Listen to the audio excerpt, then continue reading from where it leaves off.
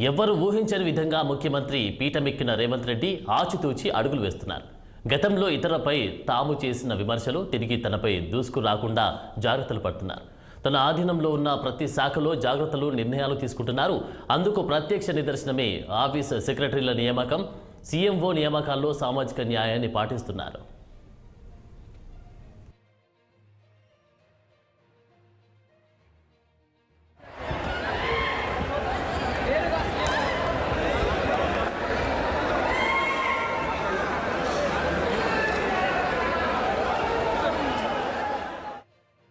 CM Revanth Reddy తన office సెక్రటరీల అపాయింట్మెంట్లో సమర్థతతో పాటు social జస్టిస్ను follow అయ్యారనే talk వినిపిస్తుంది.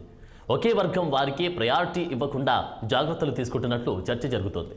కేసీఆర్ హయాంలో కేవలం కొన్ని సామాజిక వర్గాలకు చెందిన ఆఫీసర్లకు మాత్రమే సీఎంఓలోకి తీసుకుంటున్నట్లు అప్పట్లో పెద్ద ఎత్తున విమర్శలు వచ్చాయి.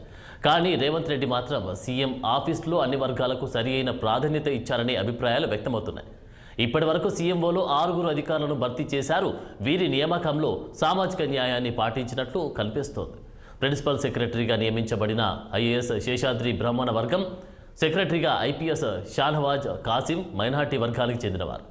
అదేవిధంగా special secretary Ajit Reddy, secretary IFSP Chandrashekar రెడ్డిలు ఓసీలుగా కాగా, ఇక జాయింట్ సెక్రటరీగా ఐఏఎస్ సంగీత సత్యనారాయణ ఎస్సీ వర్గం, ఓఎస్టీ వేముల శ్రీనివాస్ వైశ్య కులానికి చెందినవారు.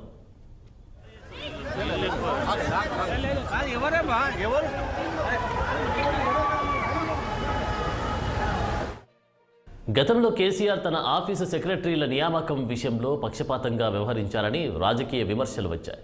అగ్రవర్ణాలకు చెందిన ఆఫీసర్లకు మాత్రమే ప్రాధాన్యత ఇచ్చారనే ఆరోపణలు కేసీఆర్ ఎదుర్కొన్నారు.